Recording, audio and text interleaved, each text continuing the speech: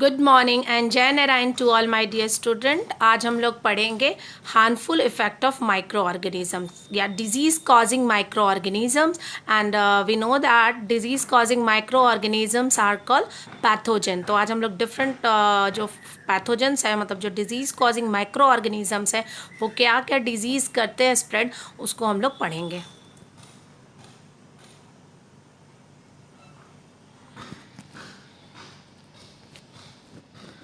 Harmful microorganism. Microorganism are harmful in many way. हाँ, micro organism हमें पता है कि बहुत ज़्यादा जो है हार्मफुल होते हैं। हम मतलब बहुत ऐसे वे हैं जिसके लिए हम लोग के लिए माइक्रो ऑर्गेनिज्म हार्मफुल। अभी तक हम लोगों ने यूज़फुल पढ़ा, अब जो हम लोग पढ़ेंगे कि क्या जो है माइक्रो ऑर्गेनिज्म हमारे लिए कैसे हार्मफुल है, इसके बारे में। Some of the micro organism cause disease in human being, plant and animal. कुछ ऐसे माइक्रो ऑर्गेनिज्म हैं जो कि डिजीज़ कॉज करते हैं, प्लांट में भी, एनिमल में भी और ह्यूमन बींग में भी।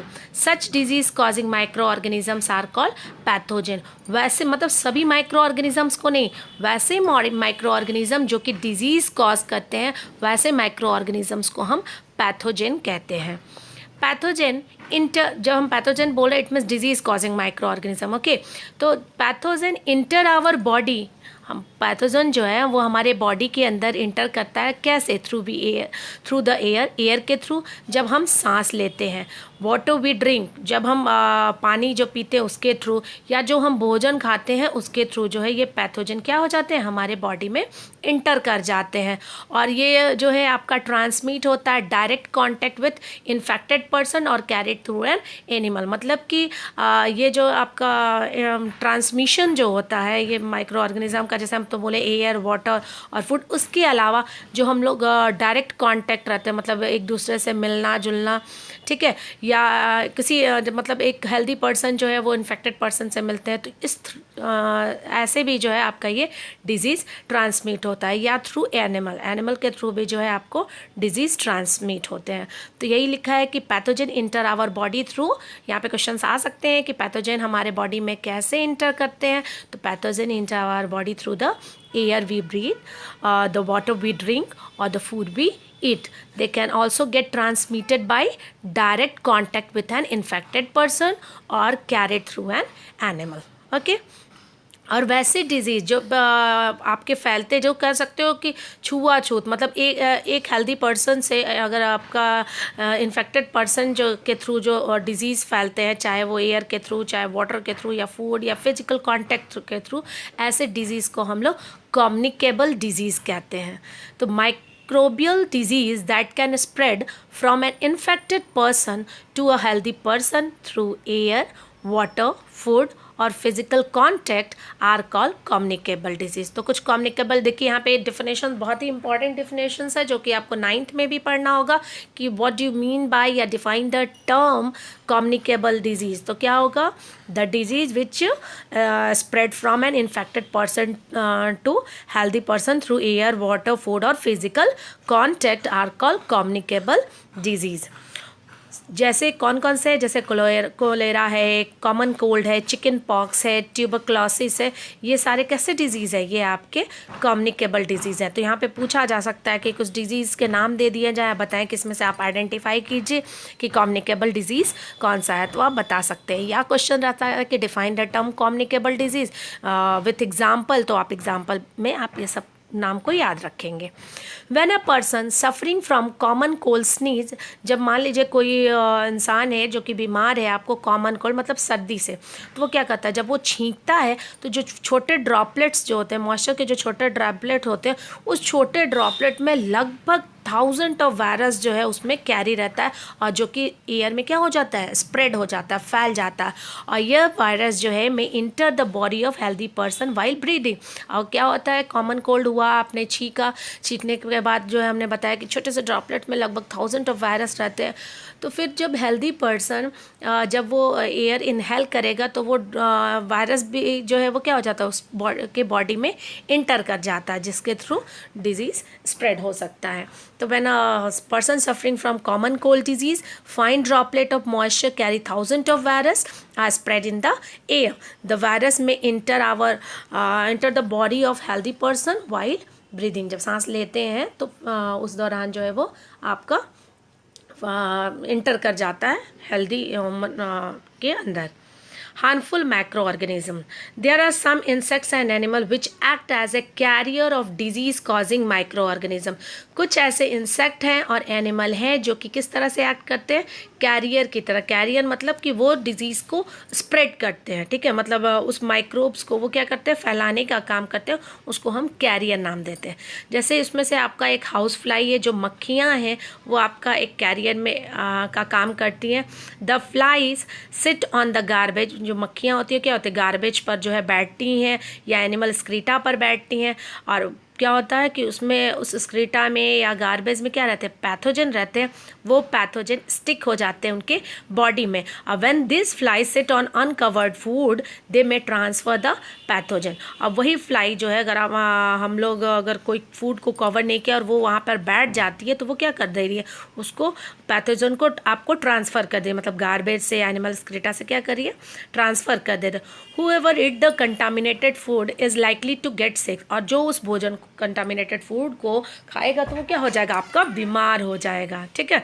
Micro organism is another carrier. Micro organism mosquito जो है इज़ अनदर कैरियर। मॉस्किटो कैसे है, अनदर कैरियर है, जैसे कि आपका ये ध्यान रखेंगे, बहुत ही इंपॉर्टेंट है आपके लिए। फीमेल एनोफ्लीज, फीमेल एनोफ्लीज जो मॉस्किटो है वो आपका कैरियर है किसका, पैरासाइट ऑफ मलेरिया। बहुत ही इंपॉर्टेंट है, पूछा जा सकता है कि मलेरिया को फैलाने में कौन ऐसा वेक्टर है एक जो कि मलेरिया फैलाता है, तो वो है आपका फीमेल ये क्या है, आपका कैरियर है, ध्यान रखेंगे।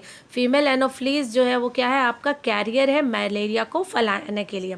फिर है आपका female Aedes. Female Aedes mosquito जो है ये किसका कैरियर है, तो जो डेंगू वायरस जो होता है उसका कैरियर, मतलब कि डेंगू वायरस को फैलाने का काम कौन करता है, ये आपका female Aedes mosquito. Clear. All mosquito breed in water, hence one should not let water collect anywhere in cooler, tyre, flower pot etcetera. By keeping the surrounding clean and dry, we can prevent mosquito from breeding. तो हमें क्या ध्यान देना चाहिए कि आपको मालूम है कि जितने भी मॉस्किटो होते हैं वो ब्रीडिंग कहाँ करते हैं, वाटर में। इसलिए हमें क्या चाहिए कि कभी भी पानी को कलेक्ट होने इधर उधर नहीं देना चाहिए, जैसे कि कूलर में, टायर में, फ्लावर पॉट में, मतलब कि कहीं पर भी जो है वाटर को कलेक्ट होने नहीं देना चाहिए। और अपने सराउंडिंग को क्या करना चाहिए, क्लीन रहना दे, सूखे रहने दे, ताकि हम उसको ब्रीडिंग से उस मॉस्किटो से बच सकते हैं, मतलब प्रिवेंट होगा ब्रीडिंग, ताकि मॉस्किटो क्या हो, ब्रीडिंग मतलब अपने पॉपुलेशंस को क्या करेगा, नहीं बढ़ा पाएगा। Disease causing micro organisms in plant. यहाँ पे इस स्लाइड्स में आपको दो इम्पॉर्टेंट है, हाउस फ्लाई है मेन कैरियर जो कि आपको डिजीज़ जो है स्प्रेड कर सकता है। दूसरा दो मॉस्किटो, मॉस्किटो में आपका दो मॉस्किटो की बात हुआ, एक एनोफ्लीज मॉस्किटो और दूसरा है एडिस मॉस्किटो। तो एनोफ्लीज मॉस्किटो क्या किस चीज़ का कैरियर है, तो मलेरिया के पैरासाइट का, और female Aedes mosquito act as a carrier of dengue virus. तो ये दोनों क्वेश्चंस आपके बन सकते हैं। नेक्स्ट है disease causing microorganism in plant. Several microorganisms cause disease in plant like wheat, rice, potato, sugarcane, orange, apple and other. The diseases reduces the yield of crop. They can be controlled by the use of certain chemical which kill the microbes. बहुत सारे ऐसे micro organisms हैं जो कि plant में भी disease cause करते हैं, जैसे प्लांट में आपका वीट है, राइस है, पोटैटो है, शुगर केन है, ऑरेंज है, इस तरह से ये डिजीज़ कॉजिंग माइक्रो ऑर्गेनिज्म से क्या हो जाएगा, जो क्रॉप की एल्डिंग है वो क्या हो जाएगी, कम हो जाएगी। तो इसको हम लोग कंट्रोल कर सकते हैं कुछ केमिकल के द्वारा, जिस केमिकल के थ्रू जो है वो माइक्रोब्स जो होंगे वो क्या हो जाएंगे, किल हो जाएंगे। तो देखिए यहाँ पे कि कौन कौन से माइक्रो ऑर्गेनिजम्स जो है प्लांट्स, क्या क्या प्लांट डिजीज़ होता है। तो ये देखिए आपके सामने है प्लांट डिजीज़। सबसे पहला प्लांट डिजीज़ है वो है आपका साइट्रस कैंकर। साइट्रस कैंकर जो है आपका बैक्टीरिया के थ्रू फैलता है और मोड ऑफ ट्रांसमिशन क्या है आपका, एयर। ये देखिए आपको लेमन दिख रहा है, लेमन पे जो अगर इस तरह से आपको दिखते हैं तो ये आपका साइट्रस कैंकर है। तो ध्यान देंगे नींबू खरीदते समय या खाने के पहले कि कहीं ये नींबू जो है इस तरह से तो नहीं लग रहा है, तो अगर इस तरह से है तो इट मीन्स उसको प्लांट डिजीज़ मतलब उसमें प्लांट डिजीज़ है और कौन सा डिजीज़ है वो आपका citrus canker. Rust of wheat, ठीक है, रस्ट ऑफ व्हीट किसके थ्रू होता है, कौन सा माइक्रो ऑर्गेनिज्म, तो आपका फंजाई। मोड ऑफ ट्रांसमिशन क्या है, एयर और सीड। याद रखेंगे, मोड ऑफ ट्रांसमिशन पूछा जाता है, कौन से माइक्रो ऑर्गेनिज्म के थ्रू ये डिजीज़ फैलते हैं, जैसे पूछ दिया कि रस्ट ऑफ व्हीट कौन से micro organism, bacteria, fungi, virus, ये सब, तो आप बताएंगे फंजाई। एलोवेन मोसैक ऑफ विंडी, जिसको हम ओकरा भी कहते हैं, विंडी को हम लोग ओकरा भी कहते हैं, और ये जो एलोवेन मोसैक ऑफ विंडी जो है ये कौन से माइक्रो ऑर्गेनिज्म के थ्रू होता है, वायरस के थ्रू। और मोड ऑफ ट्रांसमिशन क्या है इसमें, आपका इंसेक्ट्स है। तो इन डायग्राम के थ्रू आप आसानी से देख के समझ सकते हैं कि कौन से प्लांट हम खा सकते हैं, कौन से नहीं खा सकते हैं। नेक्स्ट है disease causing micro organism in animal. अब मतलब एनिमल में जो है कौन से डिजीज़ होते हैं माइक्रो ऑर्गेनिज्म के द्वारा, वो हम देखेंगे। Several micro organism not only cause disease in human and plant but also in other animal. हमने आपको बताया है कि केवल जो है ये डिजीज़ जो है माइक्रो ऑर्गेनिज्म प्लांट और एनिमल, ह्यूमन बींग में ही नहीं रहता है, ये एनिमल में भी डिजीज़ कॉज करता है। For example anthrax. Anthrax is a dangerous human and cattle disease cause by bacteria. ये एंथ्रैक्स जो है वो आपका ह्यूमन में भी होता है और कैटल में भी ये डिजीज़ होता है, और ये किसके थ्रू होता है, तो बैक्टीरिया के थ्रू होता है। तो बहुत ही इम्पॉर्टेंट पॉइंट है, आप इसको ध्यान में रखेंगे कि क्या कि बैक्टीरिया के थ्रू बैक्टीरियल डिजीज़ है क्या आपका एंथ्रैक्स, जो कि आपका ह्यूमन में भी होता है और कैटल में भी होता है। तो इस चीज़ को आप ध्यान में रखेंगे। Foot and mouth disease of cattle is caused by virus. और पूछा जा सकता है क्वेश्चंस कि एनिमल में वायरस के थ्रू कौन सा डिजीज़ कॉज होता है, तो आप बताएंगे फुट एंड माउथ डिजीज़, ठीक है।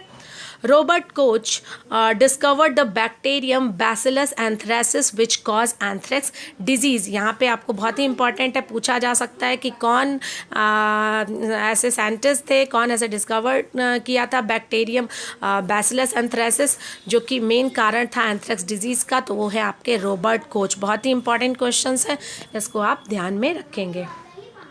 ये देखिए, ये फुट डिजीज़ है और ये दिखेगा आपको ये माउथ एंड डिजीज़, तो यही है आपका फुट एंड माउथ डिजीज़।